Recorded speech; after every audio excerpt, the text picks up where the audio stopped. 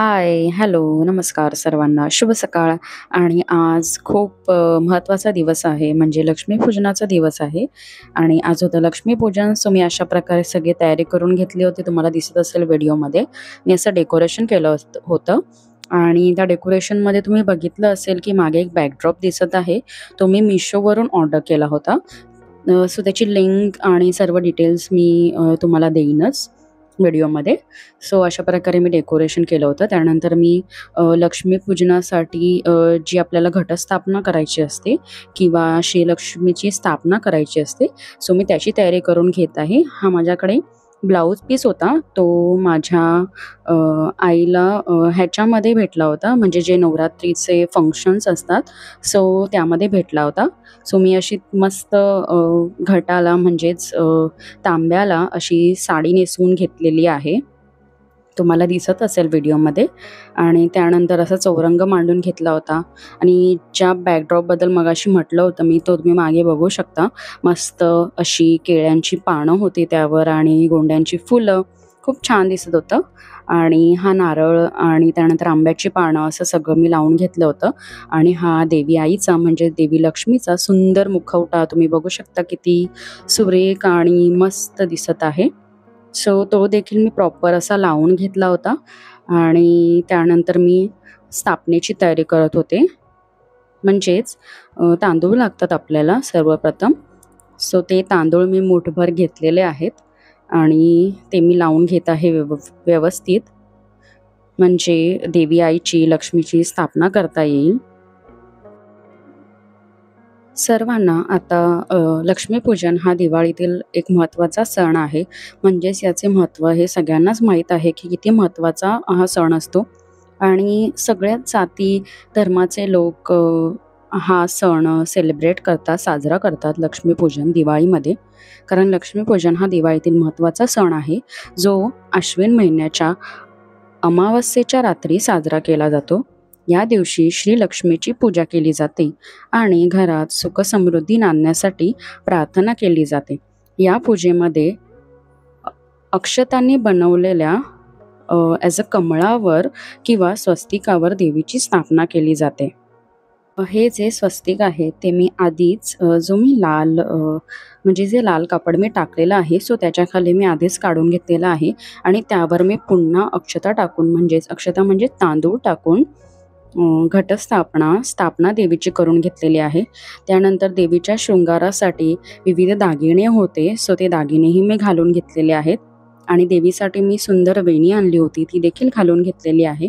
त्यानंतर मी लक्ष्मी यंत्र जे माझ्याकडे होतं, सो त्याची देखील मी पूजा करून घेतलेली आहे. आणि अशा प्रकारे थोडी फुलंही वाहून घेतलेली आहेत. व्हिडिओमध्ये तुम्ही बघू शकता. सो लक्ष्मीपूजनाला आध्यात्मिक महत्त्व आहे. लक्ष्मीपूजन हे देवी लक्ष्मीचे आभार मानण्यासाठी आणि तिचे आशीर्वाद मिळवण्यासाठी केले जाते. यासाठी शुभमुहूर्त देखील असतो, म्हणजेच लक्ष्मीपूजनासाठी शुभमुहूर्त पाहिला जातो, जेणेकरून पूजा योग्य वेळेत पूर्ण होईल. आणि या सणाचे महत्त्व म्हणजे दिवाळीचा हा एक महत्त्वाचा सण आहे, जसे मी मगाशी सांगितले. आणि यामुळे घरात सकारात्मक ऊर्जा आणि समृद्धी येते.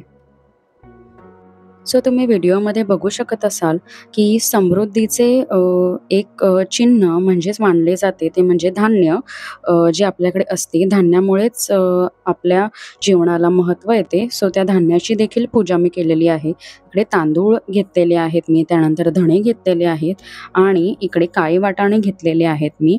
जे माझ्या घरी धान्य उपलब्ध होते, सो त्याची मी इकडे पूजा करून घेतलेली आहे. त्यानंतर असे विडे लावलेले आहेत, म्हणजे ही विड्याची पाने आहेत, जशी आपण ॲज अ पूजा करतो. सो ती मी लावून घेतलेली आहेत, व्हिडिओमध्ये तुम्ही बघू शकता. आणि त्यावर अशी सुपारी ठेवलेली आहे.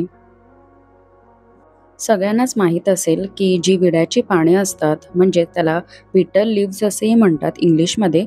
सो या पानांचे महत्त्व सगळ्या पूजेमध्ये खूप असते, कारण त्यात देवी देवतांचा वास असतो असे मानले जाते आणि ते शुभ मानले जाते. यामुळे बहुतेक ज्या धार्मिक ज्या धार्मिक पूजा असतात किंवा धार्मिक कार्य असतं, यामध्ये विडा वापरला जातो. विड्याच्या पानाचा वापर केल्याने देव प्रसन्न होतात आणि आशीर्वाद देतात. लक्ष्मीपूजनाच्या दिवशी संध्याकाळी माता लक्ष्मीचे पूजन केले जाते. लक्ष्मी ही फार चंचल असते असा समज आहे. सो त्यामुळे शक्यतो हिंदू शास्त्राप्रमाणे लक्ष्मीपूजन हे लक्ष्मी स्थिर राहावी म्हणून स्थिर लग्नावर करतात. त्याने लक्ष्मी स्थिर राहते असा समज आहे.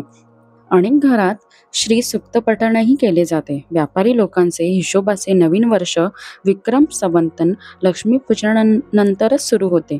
या दिवशी सर्व अभ्यंग स्नान करतात, पाटावर रांगोळी काढून तांदूळ ठेवतात आणि त्या वाटेमध्ये वेगवेगळे दागिने ठेवले जातात.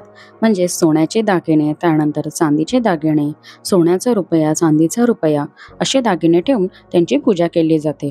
हा दिवस व्यापारी लोक फार उत्साहात साजरा करतात.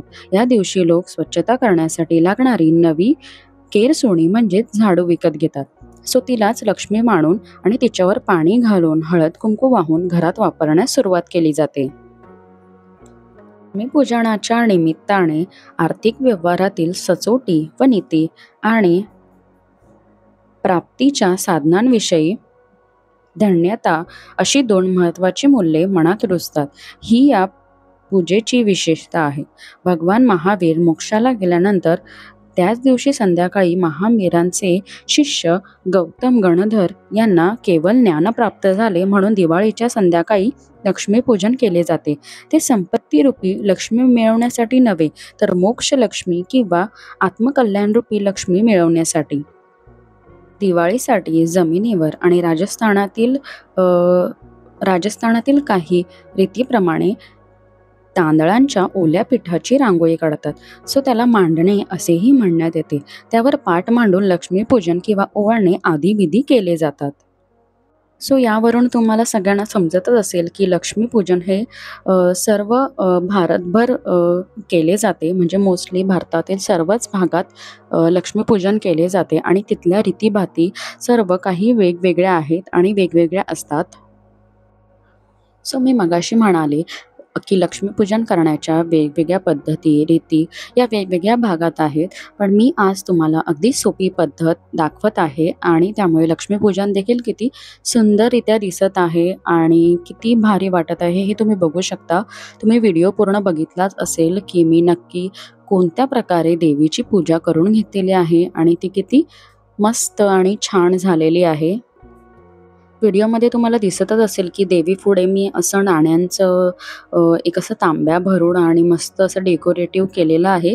सो मी त्याचा शॉर्ट व्हिडिओ टाकलेला आहे, म्हणजे शॉर्ट व्हिडिओ त्याचा लाईव्ह केलेला आहे. तुम्ही जाऊन तो बघू शकता.